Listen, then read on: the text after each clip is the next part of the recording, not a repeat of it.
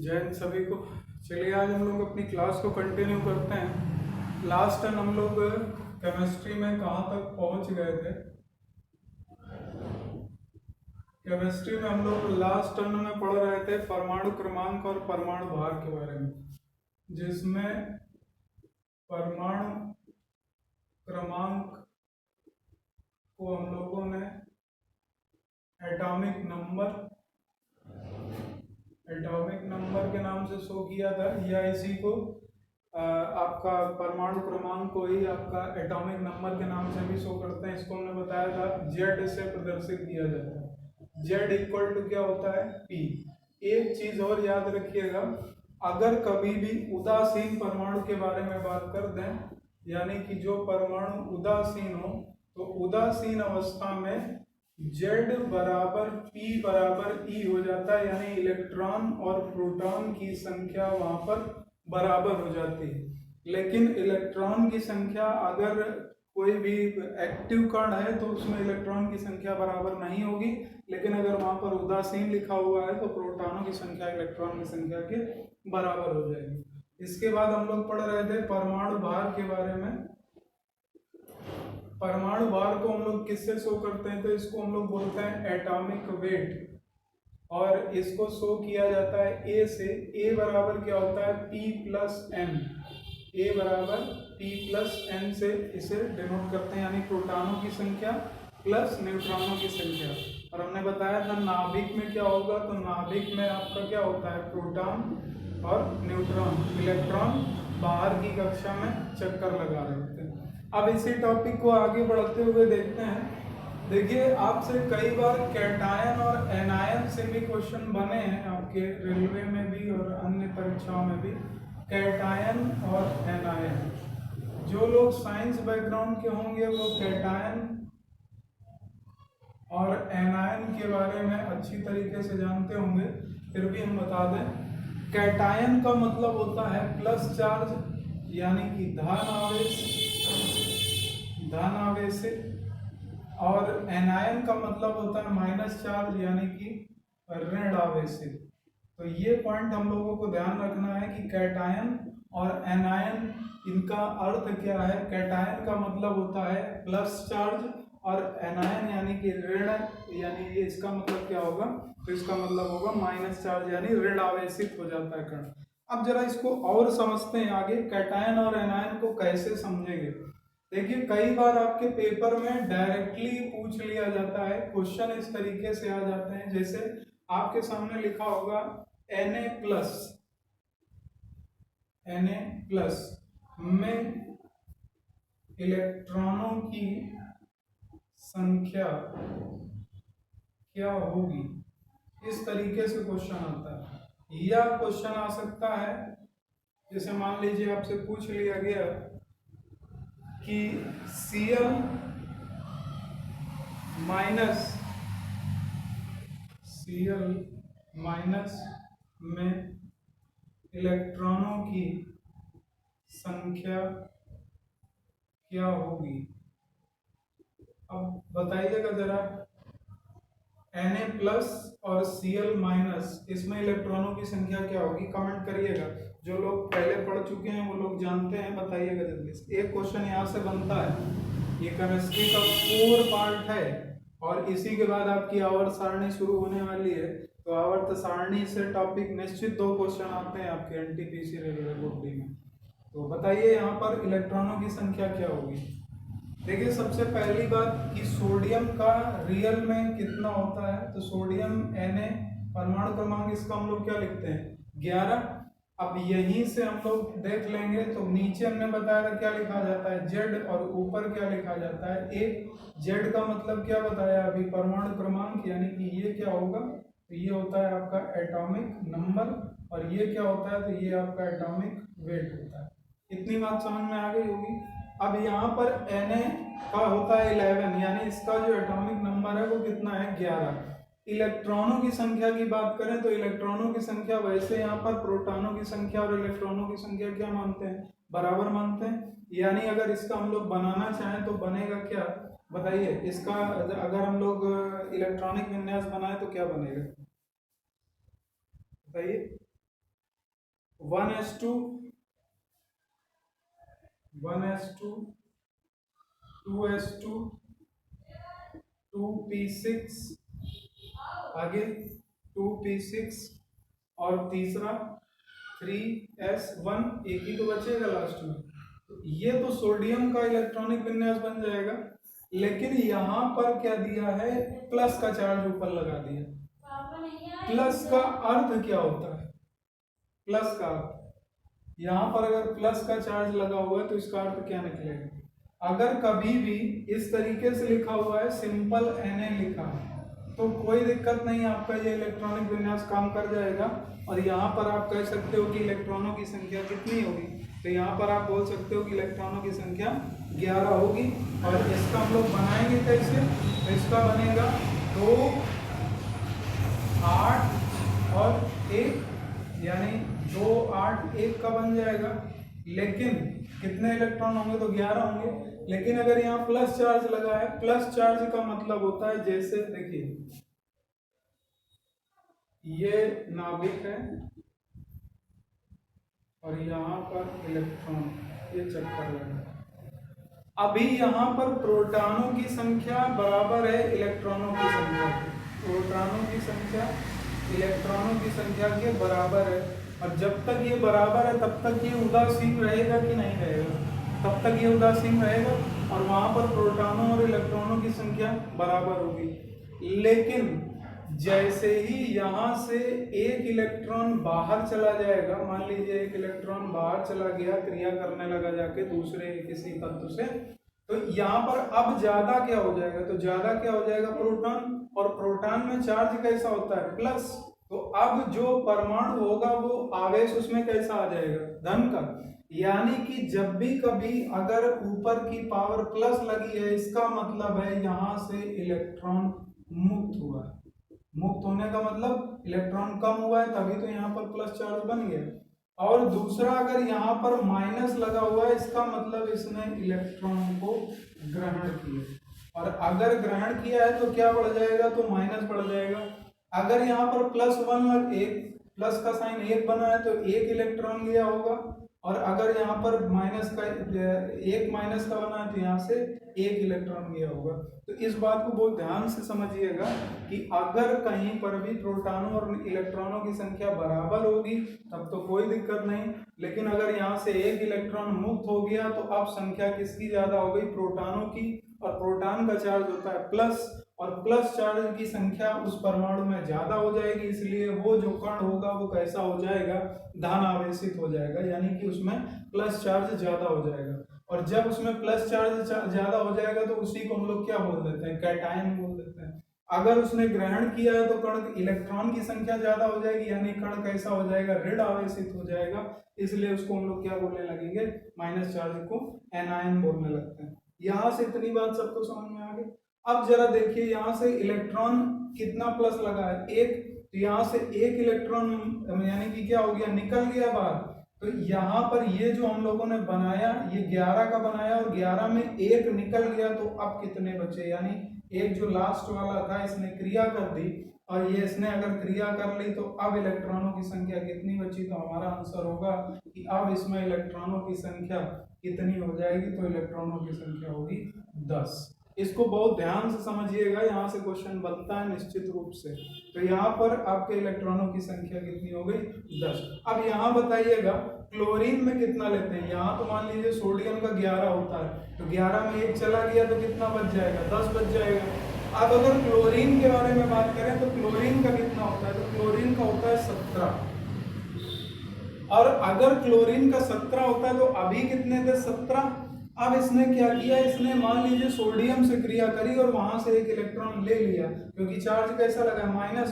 तो माइनस का 1 लगा हुआ है, यानी कितना इलेक्ट्रॉन आया? 1 इलेक्ट्रॉन। तो अभी थे 17, 1 आ गया तो 17 में 1 ऐड हो जाएगा तो कितने हो जाएंगे इलेक्ट्रॉनों की संख्या? 18। गलती मत करना, इस तरीके का एक क्वेश्चन आपको मिलेगा पेपर में, इसको बहुत ध्यान से आप लोग समझ लीजिएगा। वीडियो को बार बार बैक करके देख लीजिएगा, अगर ना समझ में आ रहा हो तो बार बार देखिएगा। फिर भी ना समझ में आए तो हमें बताइएगा, हम आपको दोबारा समझा देंगे। यहाँ तक किसी को कोई दिक्कत हो तो बताओ। कैटायन एनायन समझ में आ गया? अगर प्लस लगा हुआ है तो यहाँ पर किसी को कोई दिक्कत नहीं। चलिए आगे बढ़ते हैं। अब जरा इस तरीके के कुछ क्वेश्चन लगा करके देखते हैं।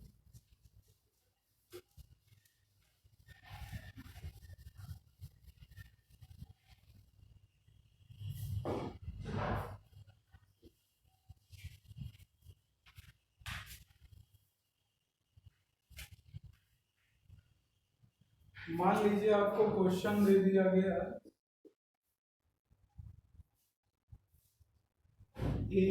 Al प्लस प्लस प्लस में इलेक्ट्रॉनों की संख्या क्या होगी। ये आप लोग हमें लगा करके भेजेंगे कमेंट बॉक्स पे। दूसरा क्वेश्चन, Mg प्लस प्लस में इलेक्ट्रॉनों की संख्या क्या होगी। तो ये दो क्वेश्चन हमने आपको दिए। एल्यूमिनियम प्लस का 3 चार्ज लगे हुए हैं, 3 प्लस के साथ। इसमें आपको बताना है इलेक्ट्रॉनों की संख्या क्या होगी, और Mg डबल प्लस में इलेक्ट्रॉनों की संख्या क्या होगी, जरा बताइएगा। इन दोनों में इलेक्ट्रॉनों की संख्या क्या होगी, ये आपको कमेंट करके बताना है। यहाँ तक सबको समझ में आ गया। अब आगे बढ़ें। तो हम लोग परमाणु भार और परमाणु क्रमांक के बारे में समझ चुके, यानी कि एटॉमिक नंबर जिसको हम लोग शो करते हैं Z से इक्वल होता है किसके, P के। और दूसरा हम लोगों ने समझा एटॉमिक वेट जो कि शो किया जाता है A से, बराबर होता है P प्लस N। निकाला कैसे जाता है वो भी हम लोगों ने समझ लिया। तो ये पॉइंट यहाँ से याद रखिएगा, काफी बार पूछा जाता है। इसी एटॉमिक वेट को द्रव्यमान संख्या भी बोलते हैं। इसके बारे में हम पिछले वीडियो में बात कर चुके हैं। अब अगली बात हम लोग कर लेते हैं, इन दोनों के आंसर हमें कमेंट में बताइएगा, और उसके आगे लिख दीजिएगा कि Al के कितने इलेक्ट्रॉन, Mg के कितने इलेक्ट्रॉन बचे। अब अगली बात करते हैं। आपसे काफी बार क्वेश्चन पूछा जाता है आइसोटोप्स के बारे में। आइसोटोप्स क्या है, आइसोटोप्स किन्हें कहा जाता है, और इनसे क्या क्या क्वेश्चन बनते हैं। देखिए, आइसोटोप्स को हम लोग हिंदी में समस्थानिक के नाम से जानते हैं। समस्थानिक के नाम से जानते हैं। अभी आवर्त सारणी पढ़ेंगे तो आवर्त सारणी में भी इसको रिवाइज करेंगे। आवर्त सारणी के अकॉर्डिंग कहा यह जाता है कि जिनका एटॉमिक नंबर सेम हो उन्हें समस्थानिक कहा जाता है, क्योंकि आवर्त सारणी में जिनका आवर्त सारणी में स्थान समान हो उन्हें क्या कहा जाएगा, समस्थानिक। क्योंकि आवर्त सारणी के बारे में अगर बात करें तो आवर्त सारणी के बारे में आपसे या तो मेंडलीव पूछेगा या आपसे पूछेगा मोजले के बारे में। तो मेंडलीव की आवर्त सारणी एटॉमिक वेट पर आधारित है, और जो मोजले की है वो आपके एटॉमिक नंबर पर आधारित है। तो यहाँ पर समस्थानिक उन्हें कहा जाता है जिनके आवर्त सारणी में स्थान समान दिए गए हों, यानी कि हम बोल सकते हैं कि जिनका एटॉमिक नंबर समान, यानी जिनका परमाणु क्रमांक समान होता है उनको एक ही स्थान पर रखा जाता है। इसलिए इनको सम स्थानिक, अलग अलग करके पढ़ोगे, सम स्थानिक यानी एक ही स्थान पर रखे गए, इनको क्या बोलते हैं, आइसोटोप्स। यानी आवर्त सारणी में जिनका स्थान समान हो। स्थान समान कैसे होगा, तो वो परमाणु क्रमांक के आधार पर होगा, क्योंकि आधुनिक आवर्त सारणी आपकी परमाणु क्रमांक के आधार पर रखी गई। आवर्त सारणी अभी कैसे किसने किसने डिजाइन किया, आधुनिक तक हम लोग पहुंचेंगे, पूरी तरीके से आवर्त सारणी को अच्छी तरीके से पढ़ा जाएगा। तो ये पहला पॉइंट आप नोट करिएगा। अब हम बताते हैं इसमें क्वेश्चन कैसे आता है। अच्छा, एटॉमिक नंबर सेम होगा। मान लीजिए आपसे उसने ये एटॉमिक नंबर नहीं दिया, तो एटॉमिक नंबर की जगह और क्या पूछ सकता है, तो पूछ सकता है कि वे परमाणु जिनमें प्रोटॉनों की संख्या समान हो, इसको और क्या बोल सकते हैं, इसको बोल सकते हैं वे परमाणु जिनमें प्रोटॉनों की संख्या समान हो क्या कहलाते हैं। इस तरीके के क्वेश्चन पिछले कई पेपरों से आ रहे हैं। उनको भी क्या कहा जाएगा, आइसोटोप्स ही कहा जाएगा। क्यों कहा जाएगा, क्योंकि एटॉमिक नंबर इक्वल टू क्या होता है, बराबर इसको किससे शो करते हैं, जेड से, और जेड इक्वल टू अभी आपने पढ़ा क्या होता है, प्रोटॉनों की संख्या से। तो यहाँ पर कुछ अलग नहीं कहा गया, यहाँ पर भी वही बात कही गई कि प्रोटॉनों की संख्या यदि समान हो जाए तो उसे क्या कहा जाएगा, उसे आइसोटोप्स कहा जाएगा। इसी को हिंदी में समस्थानिक कहा जाता है। तो हो सकता है ये पूछ ले, हो सकता है ये पूछ ले। इसके ज्यादा पूछे जाते हैं क्वेश्चन कि जिन परमाणुओं में प्रोटॉनों की संख्या समान होती है उन्हें क्या कहा जाता है, उन्हें आइसोटोप्स कहा जाता है, यानी कि समस्थानिक कहा जाता है। या परमाणु क्रमांक समान हो तो उन्हें क्या कहा जाएगा, समस्थानिक या आइसोटोप्स कहा जाता है। नोट कर लीजिएगा जल्दी से। अब इसके कुछ एग्जाम्पल के बारे में भी बात करेंगे, नोट करिए जल्दी।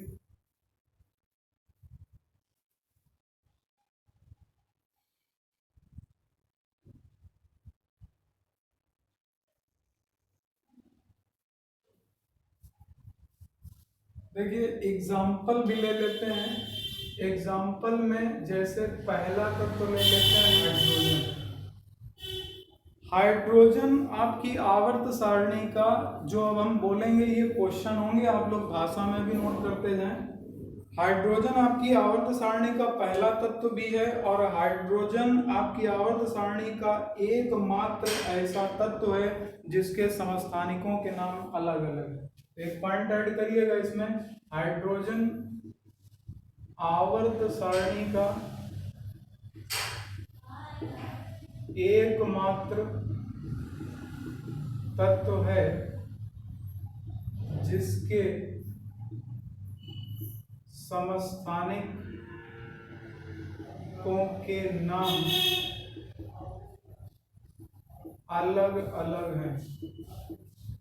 यानी आवर्त सारणी में हाइड्रोजन अकेला ऐसा तत्व है जिसके समस्थानिकों के नाम अलग अलग हैं। आप लोग जानते हैं, जैसे इसका एक समस्थानिक है, इसको हम लोग बोलते हैं 1H1, दूसरा समस्थानिक है जिसको हम लोग बोलते हैं 1H2, तीसरा समस्थानिक है जिसको हम लोग बोलते हैं 1H3।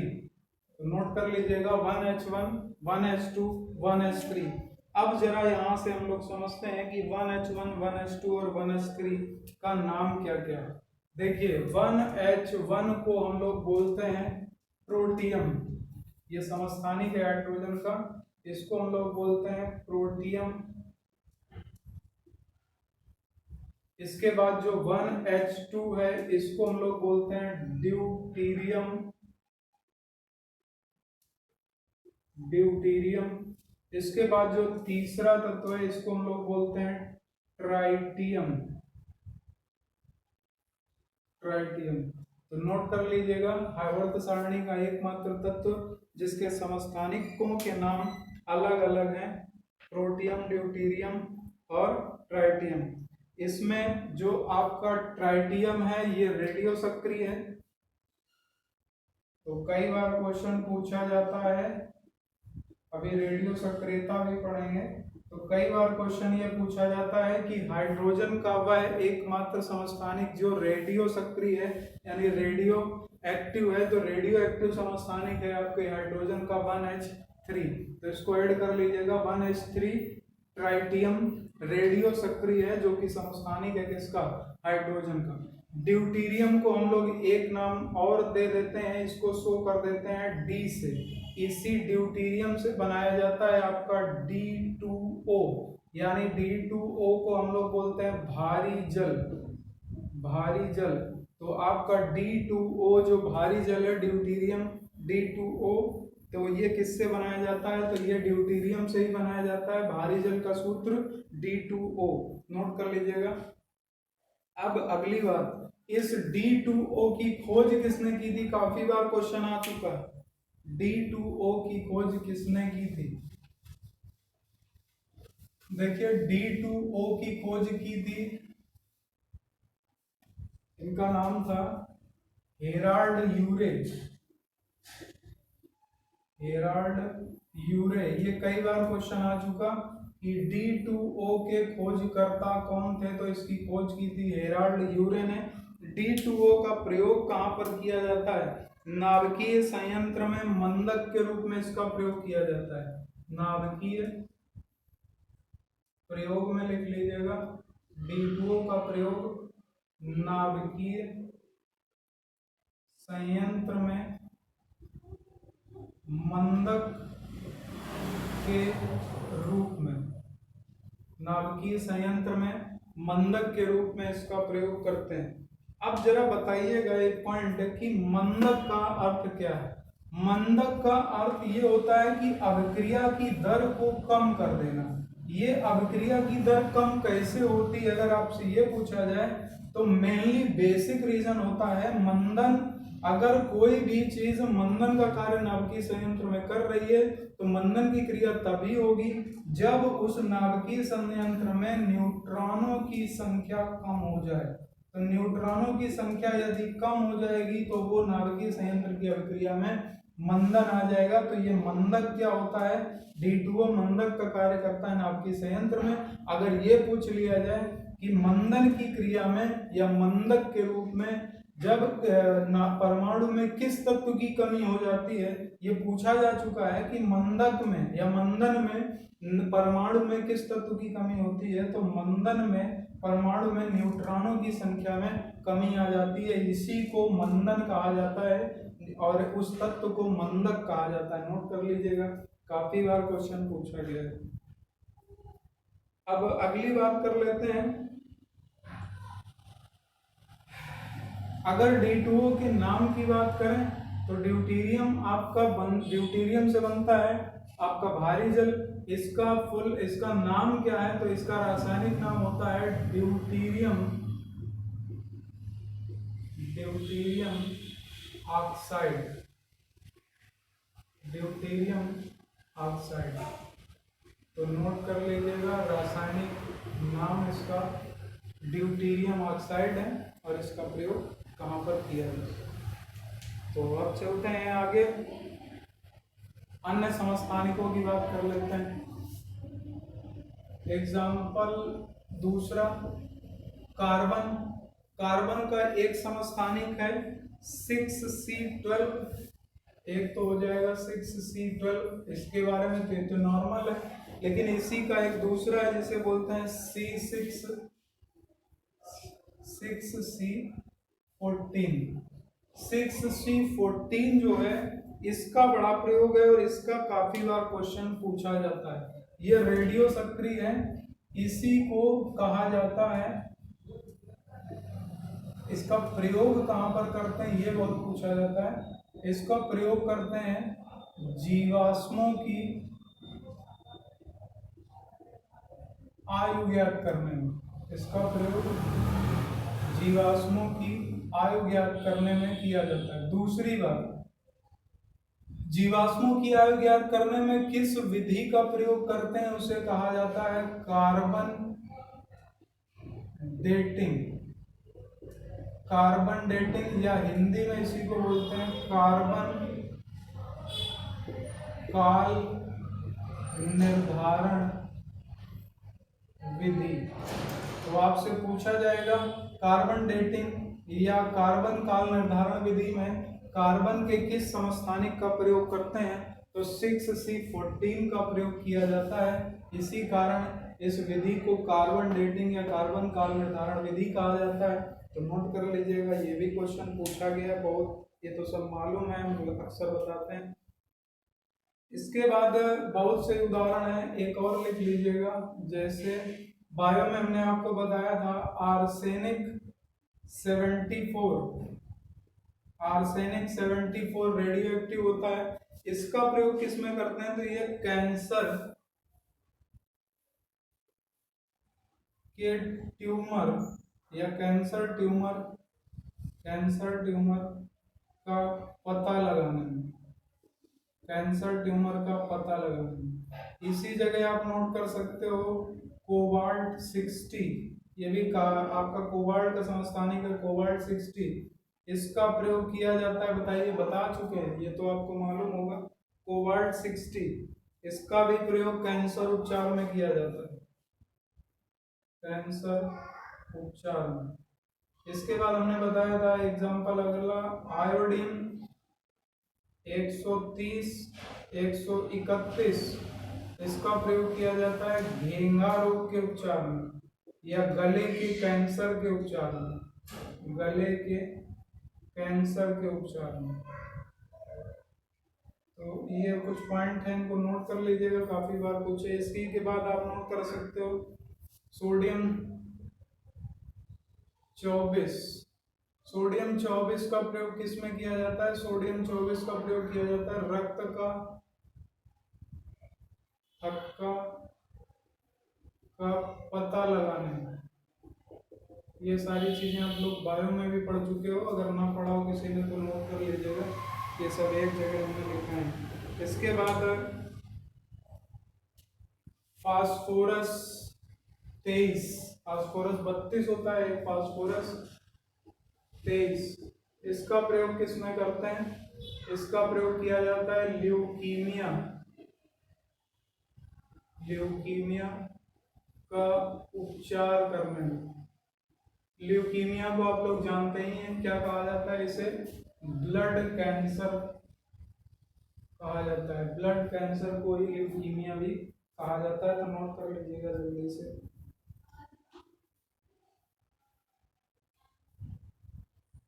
और नोट करना चाहते हो तो नोट कर लो, बहुत सारे हैं। एग्जाम्पल नेक्स्ट यूरेनियम 235, इसका प्रयोग किसमें करते हैं? यूरेनियम 235 का प्रयोग नाभिकीय भट्टी में या नाभिकीय रिएक्टर में आपका ईंधन के रूप में प्रयोग किया जाता है। नोट कर लीजिएगा, यूरेनियम 235 नाभिकीय संयंत्र में, नाभिकीय संयंत्र में ईंधन के रूप में, ईंधन के रूप में। जबकि मंदक के रूप में किसका प्रयोग करते हैं? तो D2O का, ड्यूटीरियम ऑक्साइड, ड्यूटीरियम ऑक्साइड बनता किससे है? तो हाइड्रोजन के दूसरे समस्थानिक यानी 1H2 से। तो नोट कर लीजिएगा जल्दी से।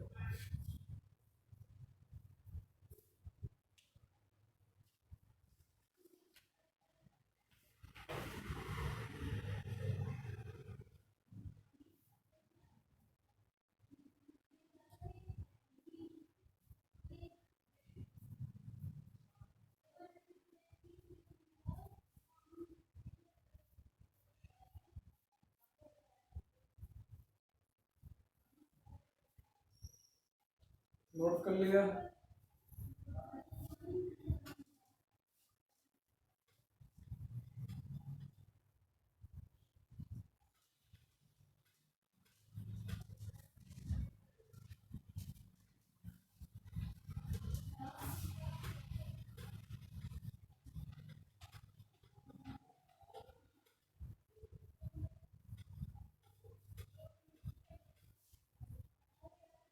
आइसोटोप्स पढ़ चुके हम लोग, अब देखते हैं आइसोबार। तो पहला पढ़ा आइसोटोप्स, जिसको हिंदी में बोलते हैं समस्थानिक। अब दूसरा देखते हैं आइसोबार्स, समभारिक।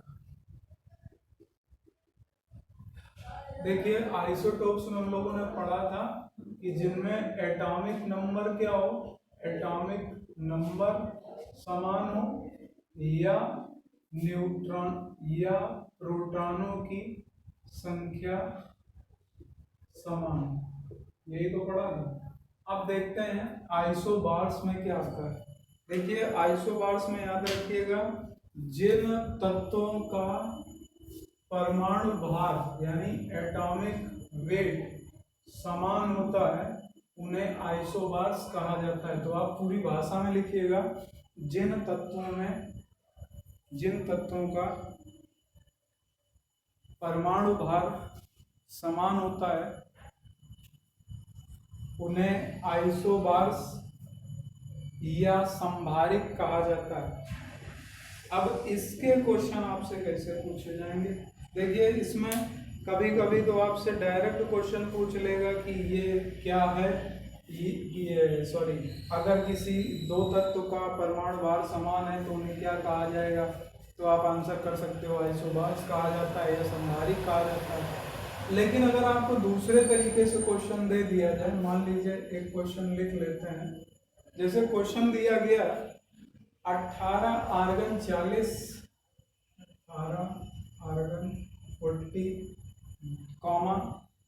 19 पोटेशियम 40,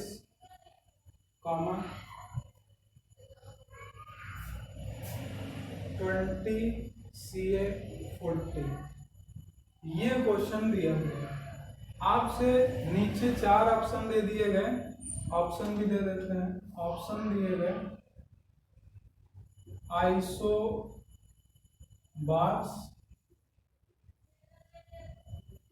आइसोटोप्स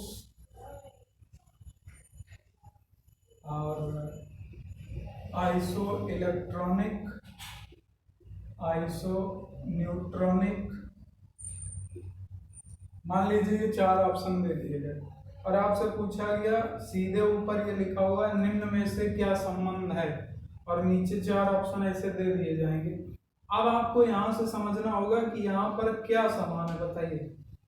देखिए, अभी हमने बताया कि नीचे हमेशा क्या लिखा होता है, तो नीचे लिखा होता है जेड और ऊपर क्या लिखा होता है ए बराबर क्या होता है पी प्लस एन और जेड बराबर क्या होता है पी।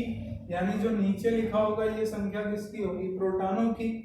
और प्रोटॉनों के साथ साथ हमने बताया था यहाँ पर जब उदासीन होगा तो यहाँ पर इलेक्ट्रॉन भी ले सकते हैं, बराबर हो सकता है।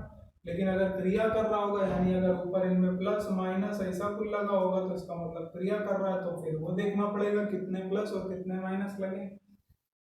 तो यहाँ पर ये देखना है कि ऊपर क्या दिया गया ए और नीचे क्या दिया गया है आपको जेड। अब देखिए यहाँ पर जेड का मतलब क्या होता है, एटॉमिक नंबर होता है, और इसका मतलब क्या होता है, तो इसका मतलब एटॉमिक वेट होता है।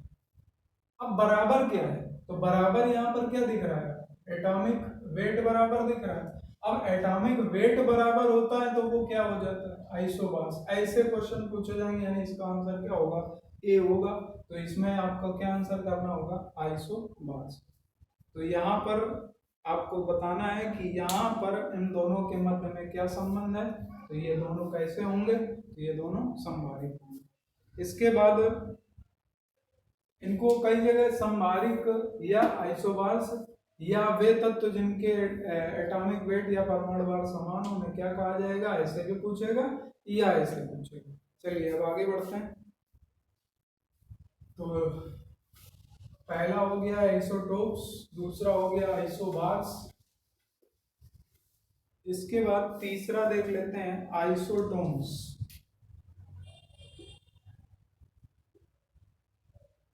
आइसोटोन्स, इनको क्या कहा जाता है, तो इनको कहा जाता है सम न्यूट्रॉनिक।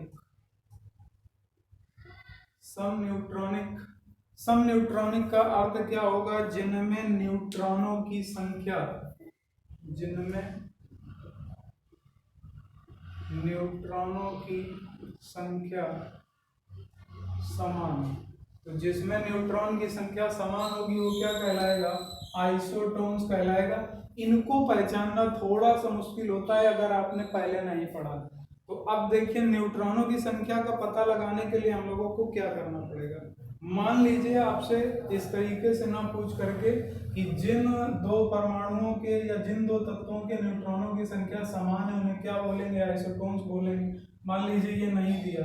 दूसरा तरीका होगा कि क्वेश्चन इस तरीके से लिख दिया जाएगा और यहाँ पर लिख दिया गया 15p31, 14si30,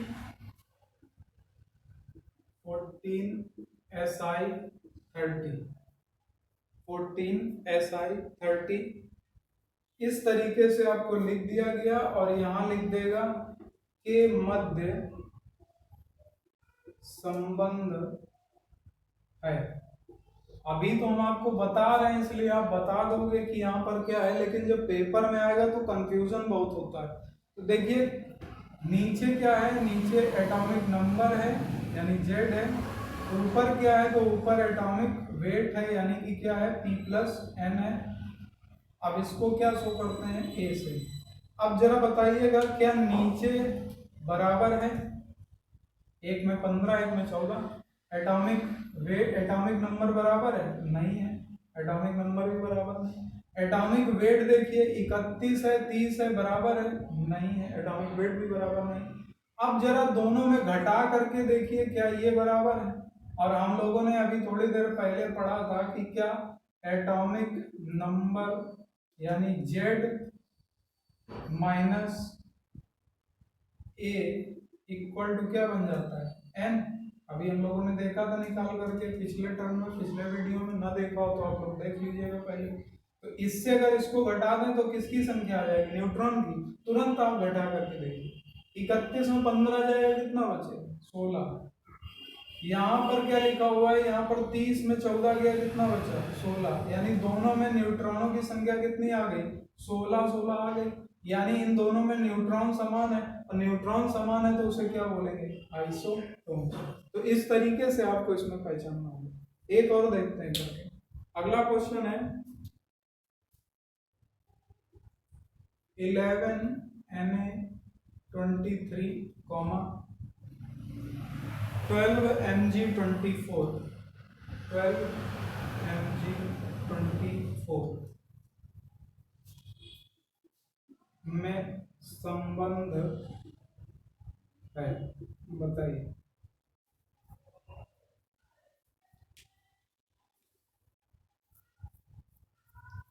में संबंध है, अब आपको बताना है इन दोनों के मध्य में क्या संबंध है।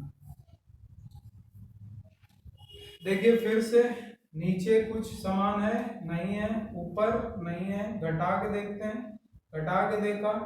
अब 23 में 11 घटाएंगे कितना बच जाएगा बताइए, 23 में 11 घटाएंगे n बराबर निकालेंगे तो इससे इसको घटाएंगे कितना आ गया 12, इसको जरा 24 में 12 घटाएंगे न्यूट्रॉनों की संख्या कितनी आ गई 12, यानी कि न्यूट्रॉनों की संख्या समान है तो संबंध क्या होगा, तो संबंध हो जाएगा ये क्या है आइसोटोन्स, यानी कि क्या हो जाएंगे आइसोटोन्स है, यानी सम न्यूट्रॉनिक है क्योंकि इनमें न्यूट्रॉनों की संख्या समान है। अब बताइएगा किसी को कोई डाउट हो या कोई चीज़ ना समझ में आ रही हो, अगर कोई दिक्कत आ रही है तो बताइएगा निश्चित, किसी को कोई दिक्कत। अब जरा एक पॉइंट और देख लेते हैं, आइसो इलेक्ट्रॉनिक, इनको हम लोग बोलते हैं सम इलेक्ट्रॉनिक, हिंदी में क्या बोलेंगे सम इलेक्ट्रॉनिक।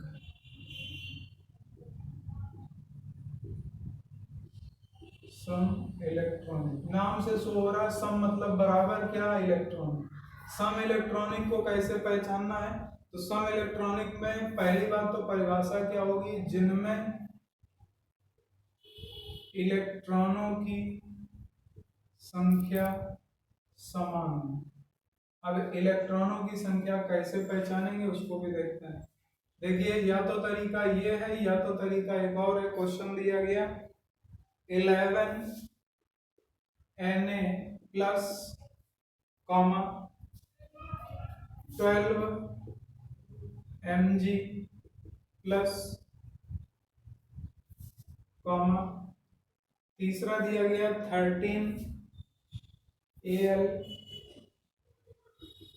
प्लस प्लस प्लस, और इस तरीके से दे करके आपको बताएगा, पूछेगा कि इनके मध्य क्या संबंध है। तो पहली बात, अगर ऊपर चार्ज लगा है तो या तो इलेक्ट्रॉन आएगा या जाएगा, तो अगर आया है तो माइनस होगा, जाएगा तो प्लस होगा, क्योंकि हमने बताया था क्या बढ़ जाएगा धन आवेश। अब जरा यहाँ पर कितना है 11, 11 में से ये गया है क्योंकि यहाँ से जाएगा तभी तो पॉजिटिव होगा, तो यहाँ से अगर इलेक्ट्रॉन गया तो कितना गया 1, यहाँ से इलेक्ट्रॉन कितना गया, तो यहाँ से इलेक्ट्रॉन गए कितने, 2। यहाँ से इलेक्ट्रॉन कितने गए, तो यहाँ से गए 3 इलेक्ट्रॉन। अब जरा देखिए 11 में से 1 घटाएंगे कितना बचेगा, 10। यहाँ पर 2 गए तो यहाँ पर घटाएंगे, 12 में से 2 गए तो कितने बचे, 10। और यहाँ तीसरा दिया है 13, यानी इसमें कितने गए, तो 3 लगे हैं तो 3 जाएंगे, कितने बचे, 10। यानी ये तीनों क्या आ गया, तो ये तीनों इलेक्ट्रॉनों की संख्या है और तीनों में इलेक्ट्रॉनों की संख्या क्या निकल आई, समान है। और अगर तीनों में इलेक्ट्रॉनों की संख्या समान है तो वो क्या हो जाएगा, आइसो इलेक्ट्रॉनिक्स। उम्मीद है यहाँ तक सबको समझ में आ गया होगा। इसको बार बार लगाइएगा। नेक्स्ट क्लास में हम इसी से रिलेटेड कुछ और आगे बताएंगे, फिर आवर्त सारणी को स्टार्ट करेंगे नेक्स्ट वीक पे। तो तब तक के लिए सभी को जय हिंद, वंदे मातरम।